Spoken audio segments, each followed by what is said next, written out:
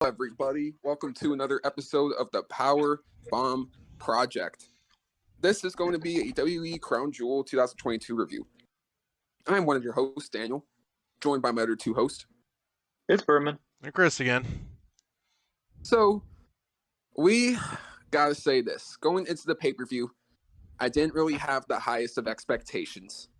I thought it was just going to be kind of like a subpar show.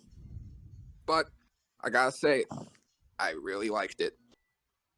Was there any match of the year on here? For me personally, maybe not. Well, there's one match which we'll get to, but for the most part, I thought it was just consistent, decent to great wrestling. Nothing too crazy beyond that. And yeah, do you guys have any quick thoughts before we dive in here? No, I feel like the women did a lot better. Most of the matches with the women were really great, and they didn't do anything stupid like wearing very gigantic shirts. They wore full body suits, which are a lot better. Wearing stupid, big, gigantic shirts just didn't look good. But at least they fixed it for like full body suits. So that's one of my things I really like about it. Yeah, I agree. They're consistently still evolving in the women's departments. I thought all the outfits looked great. I thought they were really creative, really cool, especially all the damage control ones. Asuka's suit was very unique as well. Yeah, the two women's matches were the best matches of the night. I 100%. The women outperformed the men easily. Now, Chris, any quick thoughts from you? I would just say it was a very safe pay-per-view. Nothing great, nothing bad. It was okay, like always. All right, well, let's dive in, people. We kick things off with the opener. Now, this one I know for a fact is going to be pretty diverse in opinions. Brock Lesnar versus Bobby Lashley. Now, I'm gonna admit I'm disappointed in how short this was.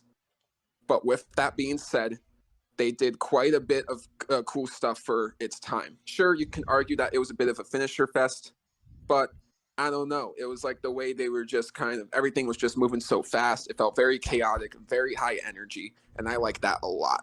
Um, Now Bobby looked very dominant here, despite losing. He had the hurt lock locked in, and then Brock went to the was it top turnbuckle. He basically jumped backwards and had Bobby's shoulders down the mat 1, 2, 3, and Bobby looked pissed.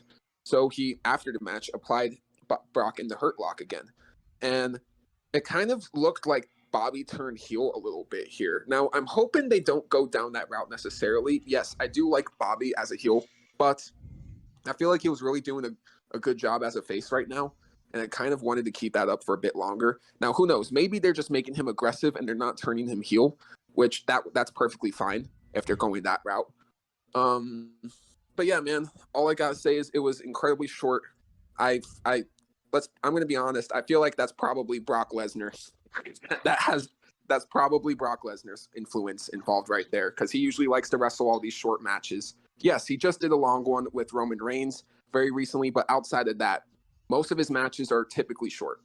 And this kind of falls in that category, unfortunately. And I think they are setting up for a third match at Survivor Series because, Bobby has a win and Brock has a win. So I think they're going to settle the score at Survivor Series in a one-on-one match. Maybe they do no holds barred. Maybe they may add something special to it. Who knows?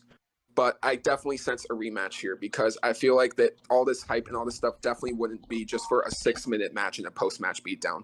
That doesn't seem very realistic. It's just continuing the story between these two right now. And yeah, man, I think that's fine for what it is. My personal rating is going to be a 6 out of 10. Again, it was a lot of fun for the quick time they had, but it did feel like it did feel like this match felt kind of cheap due to how everything kind of ended and everything. But again, I understand it's all part of them trying to tell a story between the two, so I get it. Yeah, this was one of those matches that I was kind of disappointed, and it was mainly because of the ending to me. I just didn't like that Bobby Lashley won like that. It was kind of like I would say, a coward's way of winning, but it was a smart way.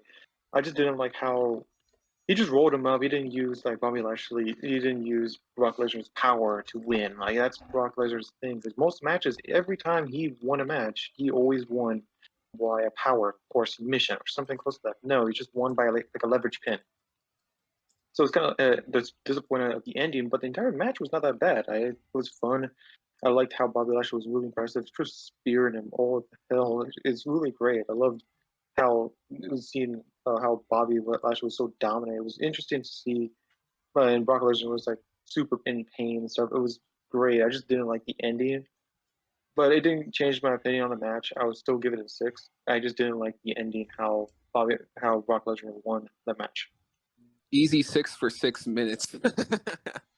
But yeah, another thing I'm noticing is I like how you mentioned the whole, turnbuckle thing and how Brock usually wins his matches through dominance. That's the thing, right? This doesn't feel like the same Brock Lesnar that ended Undertaker's streak and dominated John Cena back in 2014. I feel like maybe there's like a low key downfall of the Beast story that they're kind of playing here. Who knows? That's a good idea too. I was thinking that maybe Brock Lesnar wants to go for like a United States title, or maybe goes like for a lower title than he usually goes for. That's something they could do if they wanted to. Hey, it would elevate those divisions. That's for damn sure. If you throw Brock Lesnar in there. All right. So yeah, Chris, let's hear what you think about it. Like what we said before, it's very average. I'm gonna dock it though for the point just being like I've seen that spot so many damn times where Brock Lesnar gets speared through the barricade. Like what is this, like the 5th or 6th time we've seen this kind of thing already done, like a million times? And then the ending kind of ruined it. I mean, the match itself was great. There's finishers after finisher spamming or what have you, but at the end of the day, it was kind of like whatever. It was just for a paycheck, so it was okay. I was gave it a 5. All right, that's fair. Now we move on to the next match, the women's tag team championship match between the champions Asuka and Alexa Bliss defending against Damage Control, Io Sky and Dakota Kai. Now, on my predictions, I docked this match for happening. Why is a rematch on pay-per-view and all this sort of stuff, after it just main evented Raw on Monday night? Well, yeah, I was wrong. Because I gotta say it, this was better than their match on Raw. And this was the best match Io and Dakota have had so far on the main roster. And this might even be one of Alexa's best performances in any wrestling match ever. Like, she was going off in this match with all the Meteoras, the strikes, the DDTs, the, kind of dives she was doing. Alexa was really doing her thing. And, Asuka and Io, anytime those two are in the ring, they just have some excellent chemistry. And I could honestly kind of say the same for Bliss's and Dakota's chemistry. They got a really good chemistry as well. Bliss versus Dakota and Asuka versus Io would be 2 singles matches I'd love to see in the lead up to Survivor Series personally. But yeah, man, besides that, it was just great. It was great action, tons of fun, memorable spots. The crowd was really into it. Asuka was just really interactive with the crowd. And again, it was definitely one of the most fun times I've had watching Asuka in a long time. And that's saying something. This was like the first time in a while where I caught those glimpses of NXT Asuka, and I loved that. And yeah, Io and Dakota take back the titles, right decision. I don't know why they lost in the first place, if I'm being very honest here, but they took the titles back. Great match. I would gladly watch it again, if I'm being quite honest here. All 4 women killed it. I'm going to give it an 8.5 out of 10. Second best match of the night for me.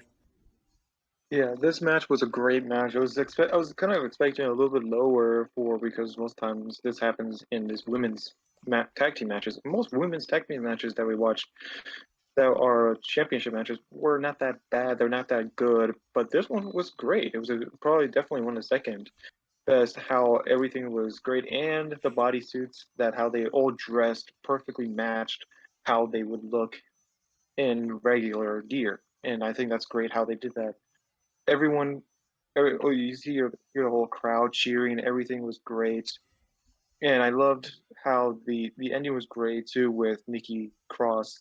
I don't know what's the point if she's trying to help Damage Control, or is she just doing it on her own She against could be Alexa Bliss? after against Alexa. Yeah, she could be going after Yeah. Alexa. So I don't know, but it's really cool that she kind of interfered and screwed Alexa. So that might be something that they might twist inside there. And another thing we should mention really quickly that before Alexa Bliss and Asuka came out to the ring, a small thing kind of teased of Bray Wyatt to Alexa. And Alexa kind of like jumped a step, like she got like really was it confused or really anxious to see that see Bray Wyatt's logo in front of her again. So it was interesting to kind of put that in there, showing maybe Alexa Bliss will come back to Bray Wyatt. That was before the match, so it was really interesting. This match was great. I did love it. Definitely my second, probably second, maybe third favorite match of the pay per view. For definitely an 8.5 out of 10 for me. Yeah, and then personally, it was cool. I wanted to give out the big shout out for the I don't know what the move is called considerably, but like it's from the top row where like, all three women pretty much like grabbed them and like threw them like all simultaneously or however you say it.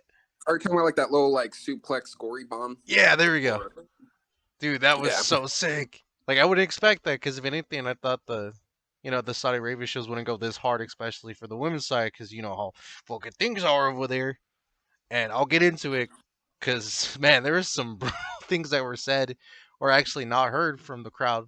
But when we get there, we'll get there. We'll get there. So overall, it's a good match. I'm gonna give it 8.5. another thing I will quickly mention is that last year was Bianca, Becky, and Sasha. You guys remember that triple threat? A Yeah. fantastic Yeah, match, in my opinion. But that's the thing I'm realizing here. I'm realizing the trend. All the women, when they're in Saudi Arabia, go next level, and I think it's because they're trying to push those boundaries, in politically. So, yeah, shout out to them for that shit. That's all I gotta say. Next match, Karrion Kross versus Drew McIntyre in a steel cage. Uh, Now, Berman, I know I docked your boy a little bit a few days ago, Karrion Kross, on his in-ring ability. But I'll tell you what, he did really good here. Am I going to completely change my mind on that? Not exactly. I do feel like there are still those cases where he kind of does have those performances where he could have gone off more or he could have done better. Like, for example, the strap match with Drew last month. But overall, I will say this was a very good match. The superplex that happened from the top of the cage, well, not the tip top of the cage, but it was like towards the top of the cage. That was fantastic. Um, a lot of the offense from Drew and Cross looked pretty solid. And yeah, all I got to say, there's one flaw. There's one flaw about the steel cage match that griped me. Well, there are a few other minor gripes I have as well, but I'm not really going to dive too deep into them because they don't really matter. But this is something that a lot of people mentioned, and I didn't really think about it too much, but I agree with it. Get rid of that steel cage door. And here's why. When you have that steel cage door right there, it just makes everyone kind of look like buffoons climbing over the cage and all that stuff. And yes, I get that Drew McIntyre won. He climbed over the cage while Karrion tried to just crawl through the door, but it just kind of made Karrion look kind of slow in that instance. And again, that door just doesn't make anybody look good at all. And I'm not blaming that on Cross. I'm blaming that on like overall just the match itself. It's just hard to make that kind of finish with that door look believable. So please, WWE, in the future for steel cage matches, I know it's been around for 20 plus years, but get rid of the door. It does no good. It does not help anybody. So, with that being said, though, very fun steel cage match. Is this the best steel cage match you're ever going to watch in your life? Absolutely not. But it is a very fun steel cage match. I'm going to give it a 7.5 out of 10. Drew McIntyre got a much-needed win here. Do they fight at Survivor Series in another stipulation match, like maybe Extreme Rules or something? I don't know. I don't know if the feud continues for here. I think leaving them at 1-1 for now would probably be the best decision and let them both do their own thing. Yeah. For me, so I always have gripes with steel cages matches because that exact rule you're trying to set, the door, it's easy for someone to interfere or make someone weak to that, but it's not his fault, it's WWE's fault. And it's like you see a lot of promotions doing these steel cage matches and they don't do it exactly like them, and they do it a lot better, say AEW. Like even if the big thing they should do is change the way that steel cages work, where you can pin inside a match Like maybe you just pin only and escape from up top of the cage, not in through the door. Maybe they can change the little stipulations and stuff to make that better. But right with that, this match was good to me. I love Karrion Cross and Drew McIntyre's saga. How I'm going to say right now. I'm a bigger fan of Karrion Cross with how good he was doing. I loved how he was in the corner. Drew McIntyre hit him. I think was a clothesline or a forearm. Drew was like, and he got super weak down, or I think maybe it was Karrion Cross countered, and Drew McIntyre lowered his to the knees, and he just Karrion Cross striked him really hard right at the back of the head with crosshammer, his finisher. It was great how he did that. And I loved how like a good it was a good succession. It's a very great succession of moves. It was very nice. I like that. The match was fun. I sucked at how Karrion Cross lost. Like he looked like he was very weak getting out, and it could have been something they could have done something better. But I think the match was fun. Definitely a 7.5. And I have an idea for their next match if they're ever gonna have one. Shark Cage match. To me, that sounds like an interesting match. Would And that's Scarlett my be locked in the cage? yeah. Because always Scarlett has been the factor. So That's true. definitely Shark Cage match would be fun because we haven't seen a Shark Cage match in a good while. Yeah. So I think it'll be fun to see put Scarlett in a Shark Cage. A Shark Cage no DQ match could be pretty lit.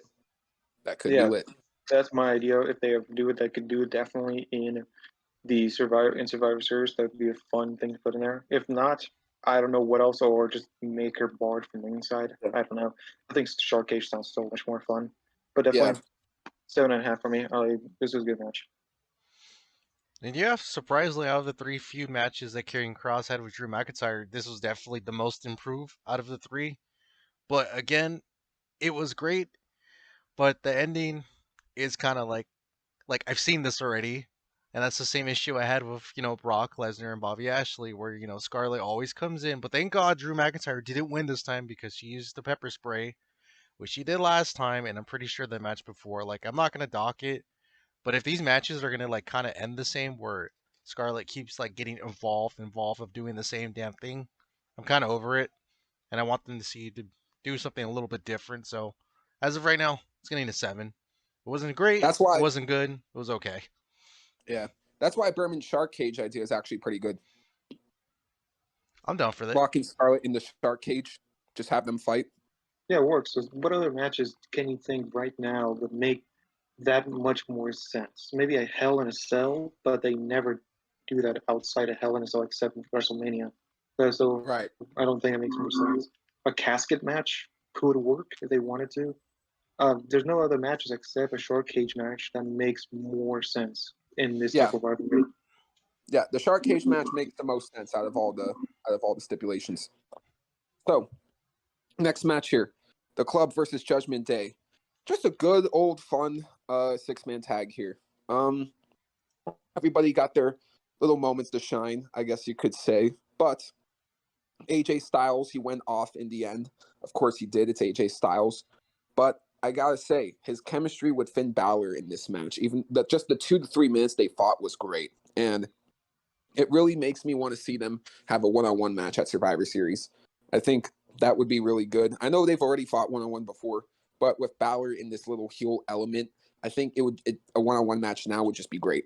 Yeah, I'm just pretty quick with that, pretty blunt. Judgment Day win thanks to the help of Rhea Ripley slamming AJ Styles. Times like this are, that's why you need Randy Orton back. That's all I'm gonna leave it at. Because he has no problem doing anything to a woman. That's all I'll say. But yeah, overall, 7 out of 10. Yeah, this was a good match. I loved it. My thing was that I loved the chemistry is great. Every single person kind of showed off. I think Dominic Mysterio was kind of the one that maybe did not push a lot. To me, I didn't see a lot of good things from him. Like he was doing some interesting things, but not like gigantic new things that you never seen him before done. But it was fun. I think they did a great job. The thing that made me laugh a lot was when Rhea Ripley interjected herself and attacked AJ Styles. Michael Cole just like yelled so much, and it was funny because as soon as she was done with him, threw him back in the ring. Rhea Ripley went to Michael Cole and say, "Hey, what are you going to do? What are you going to do?" Yelling at Michael Cole. You can hear it in the background. And I just loved it because it made me laugh. Because it's like, well, that's usually you don't see that very often. Only Bailey does that to Michael Cole most of the time. But now Rhea Ripley is going to start that. So I really liked how they did that. But I loved that the Judgment Day won. I can't wait to see if I would definitely love to see Finn Balor versus AJ again. Maybe everyone's barred from ringside. That'd be cool. Or again, I think they could do a shark cage match with this one. Another one. I could have a good idea with two different shark cages with two different members. They could easily do that if they wanted to. So definitely a 7 out of 10 for me. And yeah, same here, 7. I also want to add too, Bourbon. Did you find it fucking hilarious how Michael Cole completely like broke character? He's like, someone needs to kick Ripley's ass right now. As he was Yes, like, I get made me laugh. That's why it was just so funny because he was yelling at like Rhea Ripley, and then Rhea Ripley just came over saying, "You, what are you gonna do? What are you gonna do?" Just yelling at Michael Cole. It was just too funny. It was really good. I loved Michael Cole did that. we got the retro aspect of Michael Cole again. The match was great. I could be wrong about this, but I can't really tell these guys apart. It's either Doc Gallows or Carl Anderson, but I'm pretty sure one of these guys weren't being used at all during this tag team match. Like, even he went for like a tag team, like tag or whatever. AG didn't even tag him, or one of those guys. I keep forgetting. Gallows. I think it's Gallows. Gallows. I Gallows has. think I think Gallows, man. I think they were pretty prominent in the first half of the match, leading up to when they got that hot tag to AJ. I gotcha. But from those moments, it was kind of okay. Actually, no. It was a good match. It was decent. It wasn't anything phenomenal, as AJ put it, but it didn't need to be done. And hopefully, we get a better rivalry because I ain't feeling it. So I'm giving it a 7. All right. Yeah, and I need to talk about something about Carl Anderson, and it pisses me off every time I watch him. And I love Carl Anderson, but it pisses me off is that he does not be allowed to use the gun stun. It's a freaking RKO, yes, but it's a gun stun. He's the originator. That's his best finisher, and he's not allowed to use it. He's pretty much using a spine buster as a finisher. It pisses me off. I love him, but I hate that WWE is not allowing him to use the gun stun, even if Randy Orton is injured. And it's weird to me is that Cody Rhodes is injured, but Damian Priest is allowed to use his Reckoning finisher. That is a Crossroads. It's a weird thing that pisses me off. That I hate that maybe they could fix it sooner or later. That Gunston is allowed to use by Carl Anderson. It pisses me off. That's all for me.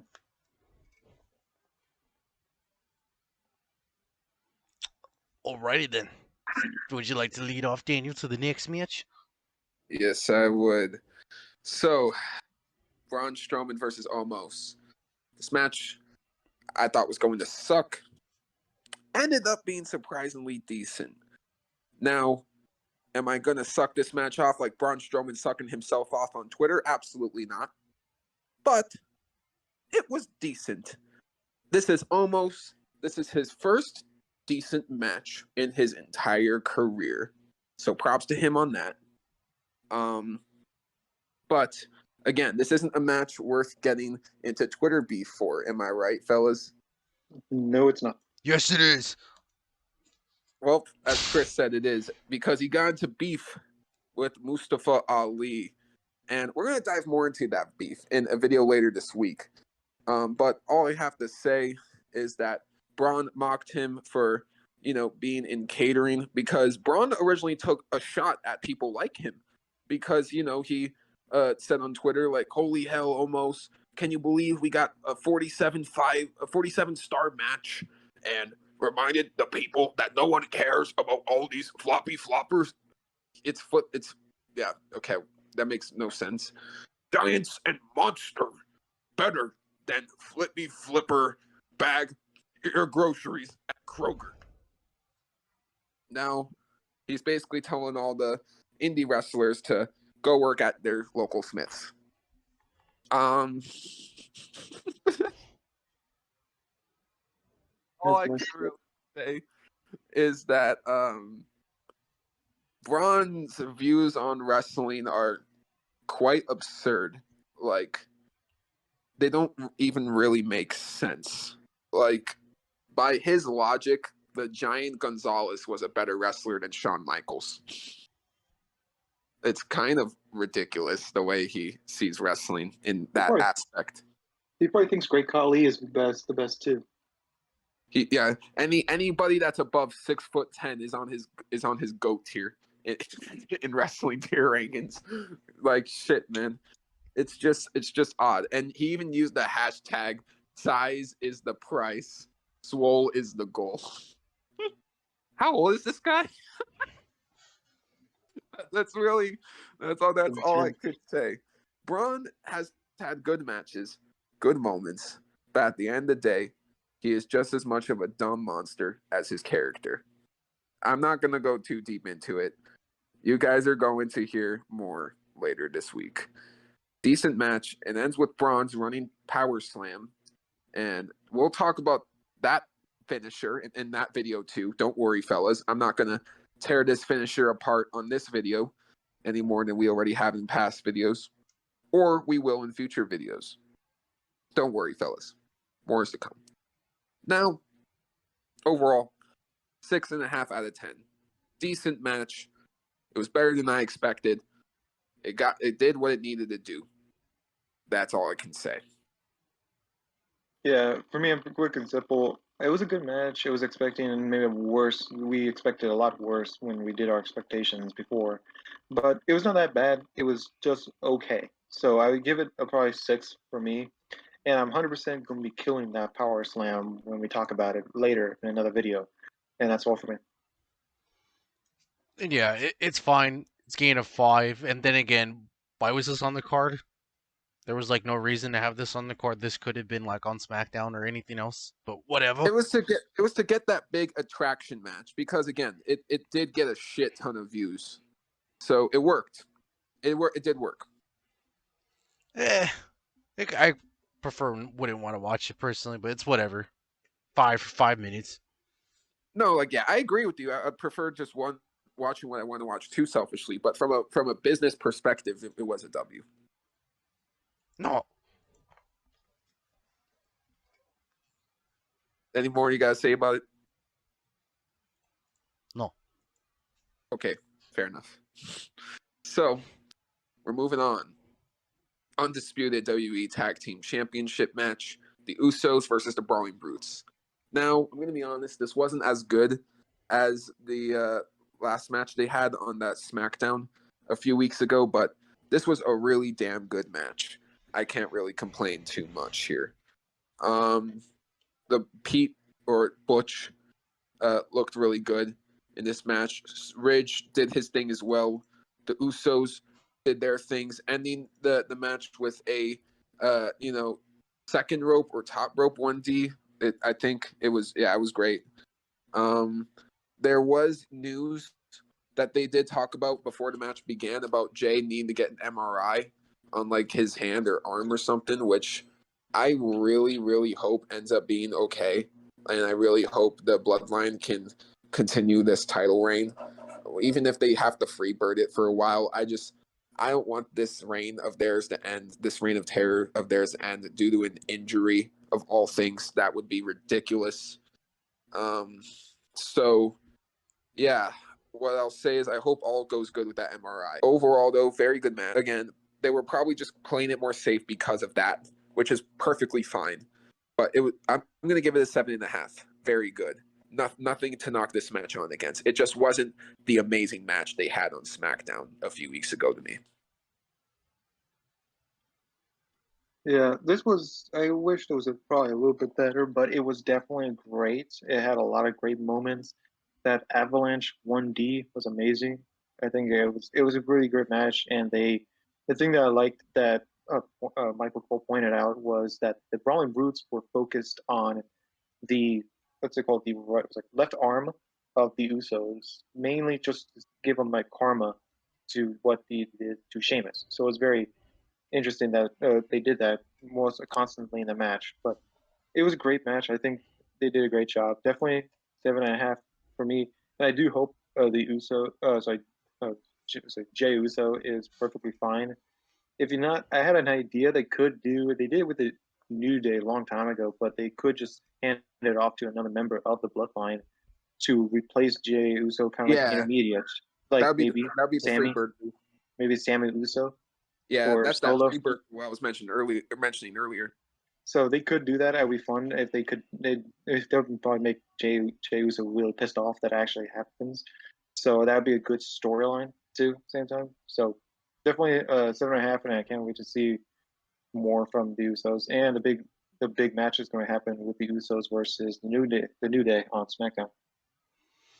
And yeah, like you say, guys, before, it's a decent match, and I think my favorite part overall is when the Brawling Brutes, Jesus Christ, perform Sheamus' final move to kind of hit the Usos, but unfortunately it didn't work. But there was many parts and what have you, and throughout this match that kind of had me on my feet because for a hot second I thought they were actually gonna win, maybe because of due to Jay's injury, but that's not likely the case. Hopefully he's okay.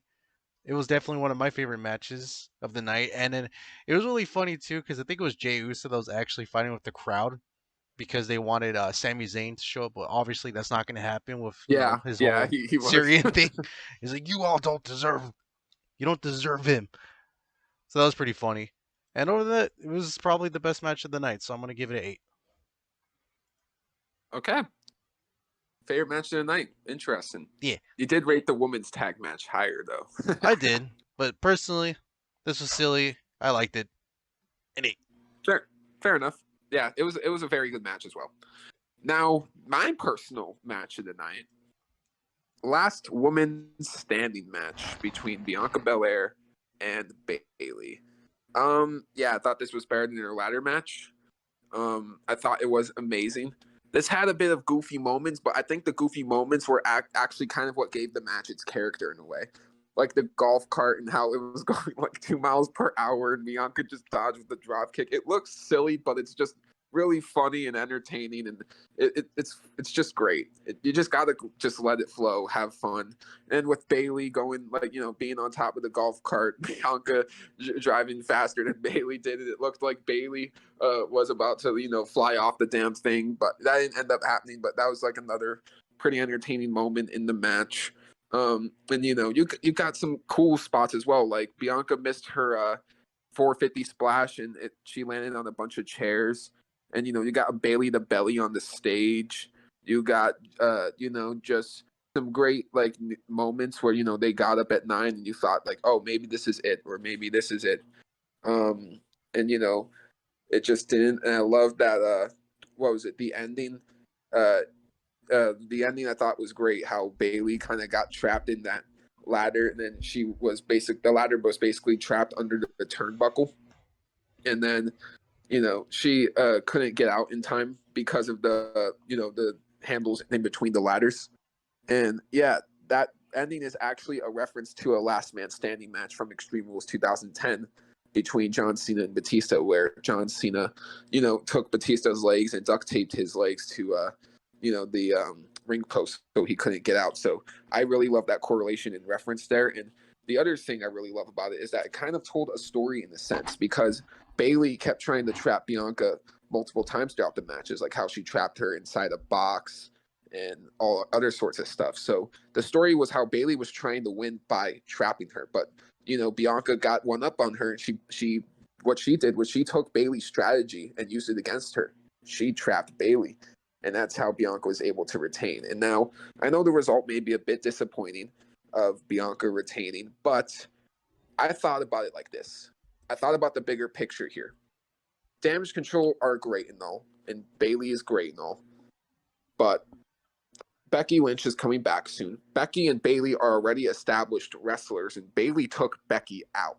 So Becky and Bayley could have a non-title feud. And then Bianca, who would go after Bianca's title? It's quite obvious. The only woman who has been capable of assaulting men on the entire women's roster, and that's Rhea Ripley. That's the woman who is going to beat Bianca Belair by the end of this year. I have that feeling. So, and maybe, who knows, maybe we'll get Becky and Rhea at a future show. But my point being is right now, I see two rivalries. Becky, Bayley, Bianca, Rhea for the title. I think that's the route we're going. And in thinking about that bigger picture, I think this was the right decision long term. Yes, Bayley is great. And I wanted her to win so it could establish Damage Control as a group. But with that being said, Damage Control did at least win back their women's tag team championships. They still got some time to establish themselves. So overall, I'm going to give this a 9 out of 10. It wasn't perfect, but it was a shit ton of fun, and I thought it was amazing. I'll definitely watch it again. And yeah, that's really all I could say about it. That's my match of the night. Yeah, this match was pretty fun. I like how Oldest Bailey was trying to trap her. Really, it was good. And technically, at the end, it was very karma. I would definitely call it is that Bailey got a lot of karma came to her getting trapped herself. So it's definitely great. It kind of did suck that Bailey did lose, but in hindsight, it probably could have been a good thing because they are probably setting up that rivalries, just what you said, Danny. And I'm hoping that is true mainly with Rhea because I think Rhea Ripley deserves that title right now because of how good she is right now as a Judgment Day. So, and because I feel like the Judgment Day should go against the Usos soon for those undisputed tag team titles too, because that will be a great thing too to see. Damien and Dom probably. Maybe, yeah, it would be fun to see. But I think the match was great. I love it was definitely silly. The golf cart was to me cringe, a little cringy. Just how slow is like Jesus Christ, you're not gonna hit anyone that fucking slow. But it was pretty good. I just the thing is and you kind of said a little bit, but the thing was the Michael Cole's reaction made me laugh more when Bailey was onto the golf court and she was driving down the ring. Michael Cole exaggerated the hell out of that damn thing. It made me laugh so badly. He was like, "Oh man, Bailey got a hole in one. Like Bianca got a hole in one." I'm like, "That was not far, dude. You're a little exaggeration, man." But it made me laugh so badly because of how much he was like exaggerating there. It was just pretty funny. But I think the match definitely had a lot of character. It was definitely not my biggest match, but it was definitely one of those matches that they did a great job. And I'm gonna give the same rating as the tag team one, 8.5 out of 10 for me. And I'd give it probably like a 7.5. I just thought like the golf carting thing, like Berman said, it was pretty cringe. It wasn't like funny at all. And then I don't know what it was. Like I didn't think the match was that bad, but the entire crowd was pretty much like dead silent when this match was like happening. If you guys noticed that during the show. Yeah, I was pretty dead. I was just like, oh Jesus Christ! Like they're trying their best. And after the golf cart, I think what kind of threw me off too is like, I think it was Bianca that was trying to throw Bailey into like the table where she missed completely, or it maybe hit the table and barely broke it off. And then as for the ending with the ladder, it was kind of dumb because obviously, I mean, Bailey could have just easily escaped it. Like, come on, dude, you had like the count to 10, and it was kind of a weak ending to the overall last man standing or last woman standing. And if anything, the best example of this kind of match was definitely Rhea Ripley. No, I'm sorry, Charlotte Flair, and then Ronda Rousey when they had that one match like a year ago at WrestleMania, or was it Extreme Rules? I forget. Which one was it? WrestleMania Backlash. Okay, thank you.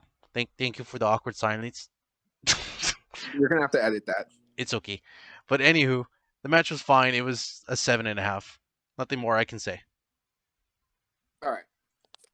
Main event time, guys. Right? Right. Well, no, actually, there's one more thing. Oh my goodness. There was a Bray Wyatt promo. And you know what, Berman? I'm going to give you the honors. I thought the promo was great, but what'd you really think about the promo? To me, this is actually one of my favorite things of the night. If could have put a rating on this, I would give this a 9 or 9.5 because to me, I love this promo. You can see how emotional Bray Wyatt was, and I just love. You don't see that so much emotion from Bray Wyatt for a long time. Now he's just bringing all this emotion, and it's amazing. This character of his is just effing amazing. I just can't wait to see him in a match soon.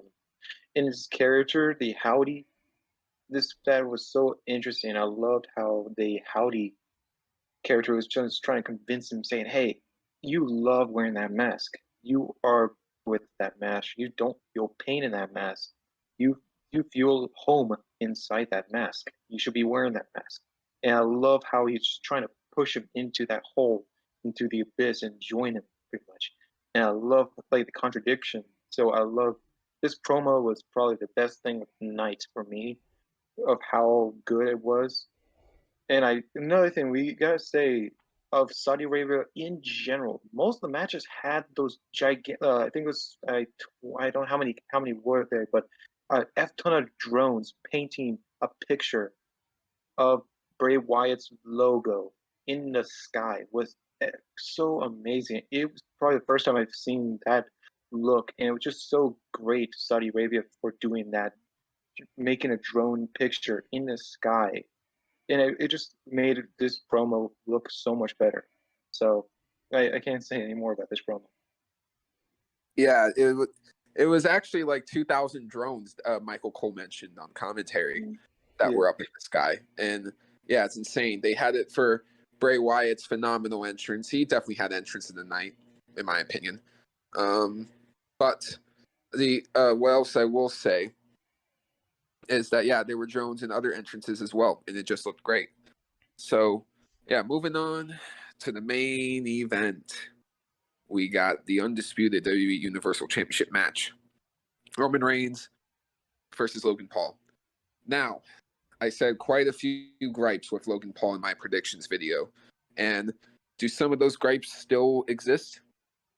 Yes, but was this a great match? Yes. Now, I did not want this match originally to be longer than 10 minutes because I felt like it would have made Roman look weak. And this match went double the time, 20 minutes. And Logan actually got the majority of the offense. And yeah, I will say I'm not a big fan of that too much. But at the same time, when you think about it, Logan did all this offense. He hit two of his own Superman punches, and he hit one of those huge right hands, like a lucky shot, as Logan liked to call it. And basically, that's the interesting thing I noticed about Logan Paul. He also used that one lucky shot thing during the press conferences against Floyd Mayweather. So he kind of told the same story with Roman as he did with Floyd Mayweather. What if he lands that one lucky shot? That's a kind of interesting correlation, I guess you could say. But overall, though, he hit like two freaking cross bodies. He hit a bunch of other moves. His blockbuster. He hit a gut wrench suplex. He hit, he did a crazy over the top rope dive on the Usos, which looked great in the match. He got a lot of offense in. He really got to look great. So, and he hit two of his finisher frog splashes. And yes, I'm just going to say the frog splash is his finisher at this point. That just feels the most right. That it just seems like that's his finisher. I think it's his finisher in the games as well. And I will say that is an odd thing because originally in his debut match, he used that to mock Eddie Guerrero. So I don't know how I feel about that being his finisher right now, but he does hit a great frog splash. I can't say too much on that.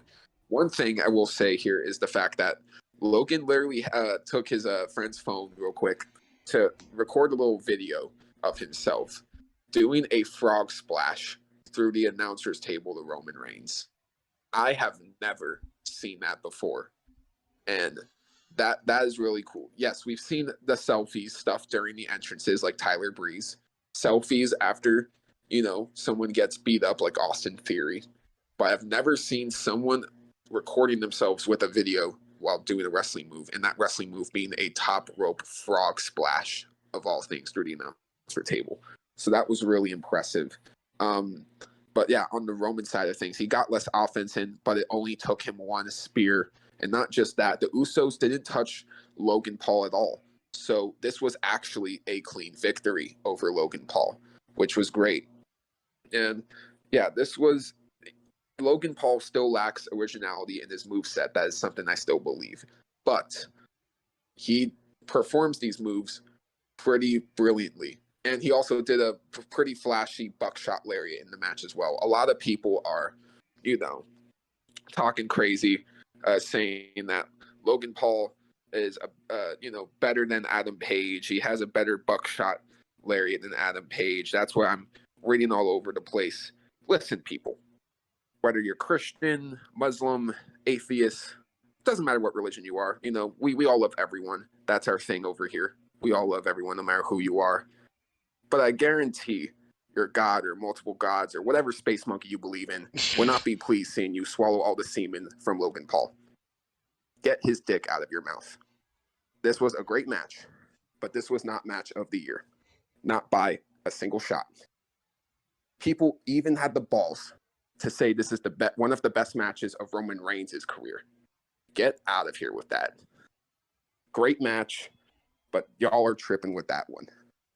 Anyways, Jake Paul getting involved with it's everyday bro theme. That is ridiculous. I don't even know what to say. But yeah, the Usos attacked Logan's friends. Again, not Logan, but Logan's friends.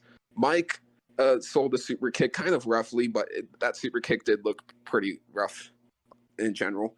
George sold the super kick like $1 million. So yeah, that stuff was pretty funny. But yeah, Jake Paul, he clearly held back his punches on the Usos, but that's good because I'm not gonna lie. Part of me thought, does he realize this shit is fake when he was kind of, talking back and forth with Paul Heyman? So yeah, with all that stuff being said, oh yeah, there was a little tease brawl between Jake Paul and Solo Sikoa. That was fucking brilliant too.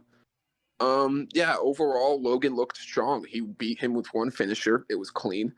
And it made Logan Paul look impressive that he was able to get as much offense in on him as he did. He didn't win the title yet. And like I said, I don't think he's ready just yet. And he actually suffered 3 injuries in this match. He tore his MCL, ACL, and I forgot the third one. But yeah, he's actually not going to be able to box on KSI's card in January anymore because of the injury. So yeah, it looks like Logan Paul still needs to learn some things about, keeping it all safe inside the wrestling ring. He still needs to know how to perform these moves a bit more safe than he does. He performs them great, but he needs to figure out a way to keep himself more safe. And again, I want to see him come up with new and unique moves. I feel like that would be something really cool. But he is improving on the mic. This was his best match so far. It was very entertaining. It was not a 5-star classic by any means, but it was very entertaining. I'm going to give it an 8 out of 10. Yeah, to me, this match was great. This was no merit saying that he's probably the best match of the night. Best match of the night probably was the women's tag team match, or it's just a women's match in general. But this match was still pretty great. It had a good amount of going back and forth, a lot of Logan Paul trying to do new things. That selfie, that video of him going through the frog splash that was funny. You don't see that very often. That's really great. Did a great job on that. He was doing a lot of good moves. That buckshot lariat was very good. As soon as I saw that, oh my god, it was buckshot lariat. As soon as I said that, I saw that. He did a good job on how he did some stuff. He's now using different type of moves that he didn't make any new moves. But I'm bringing this up because this is the song I'm bringing up is that everyone uses moves from other people. I'm going to say this off the head. Same thing as Roman. Roman's spear is not his own. It's technically his. Someone made that spear a long time ago. So everyone uses everyone uses fairly similar moves to everyone else. Same as Shawn Michaels. Dolph Ziggler uses a super kick. Pretty much fairly the same. So everyone uses their own. Everyone uses a copy type of finisher. I know nothing bad about that. Even if to me, he's just trying to use his own things. So that's out of the side. This was a great match. I think Logan Paul did a great job of showing how good he is. That he still he can go up in the ring and fight against one of the best in the world and hold his ground fairly much. And he can have a great future in this company and go for a title if he wanted to, Intercontinental or United States. He could definitely do it if he wanted to, or just wrestle regularly. I think he'd be a great wrestler in general. Like this for me is an 8.5. I think that he did a great job, and Roman Reigns did a great job, showed how strong he is. Love Jake Paul. Definitely, it was fun to see him there just trying to fight. I'd love to see that sooner or later, maybe at WrestleMania, Solo versus Jake Paul. I think that would be cool to see if they would do that. But definitely an 8 out of 10 for me. And yeah, I'll keep it brief. The match was fine. It wasn't anything like crazy, mind you. Like it wasn't one of Logan Paul's best matches. If Damn, anything, you cut out hella for like 15 oh seconds for really? me. Oof. Yeah. Oh, it is fine. But anywho, it wasn't the greatest of matches just for the fact that there was like way too many distractions, like too much of fan service. But I get it, it's a Saudi show, so you have to kind of be like, open arms for the people since they paid so much money. But I think maybe it shouldn't have been maybe 15 or 20 minutes. You said, Daniel, that this match was. But anywho, it was okay. I mean, it wasn't anything great. I mean, except for like, of course, the last 5 minutes of Logan recording himself doing the frog splash and what have you. But it was a fun, decent match. Not his best, but it was okay. It was just like one of those popcorn eating nummy matches. So that's all I can really say about it. I'm gonna give it like a 7 for this match. Yep. That is pretty much all we can say about this Saudi Arabia show. We are glad the road to the show is kind of over, though. Honestly, we want to get to Survivor Series. War Pigs is the theme for Survivor Series this year, which fucking awesome. That's all I could say about it. Yeah, War Games is gonna be fun as hell. I think War Games is the most interesting. We haven't seen that in WWE, only in NXT. So it's great to see that. Yep, first ever War Games event for WWE. It's going to be legendary. I give the show overall a 7.5. 7.5 for me too. And I'll just give it a 7. What about you, Chris? A 7. Oof, a 7. A 7. He gets a 7. All right. So, yeah. We'll just say this was a good show, but we're ready for Survivor Series. Thank you all so much for watching. I've been Daniel. I've been Berman. Chris again. We'll see you all in the next one. Take it easy.